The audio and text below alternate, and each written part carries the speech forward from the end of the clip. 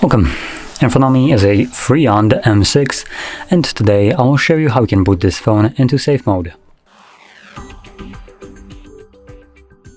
So to get started, let's hold our power button, and once you see your boot options you want to hold power off.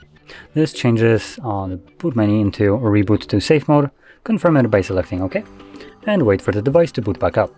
Now when it boots up it will be in safe mode as you would expect, but in safe mode only the pre-installed applications will function, so any app that you have installed after the setup will be temporarily disabled as long as you are in the mode. And this is done so you can troubleshoot your phone if you have some kind of problems with it. This should help you.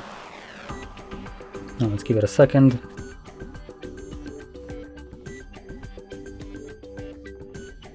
And as you can see, now that the device booted up, we have a safe mode marking right here, and once unlocked, let's see, do we have any applications? Nope, there is no applications visible that wouldn't work here.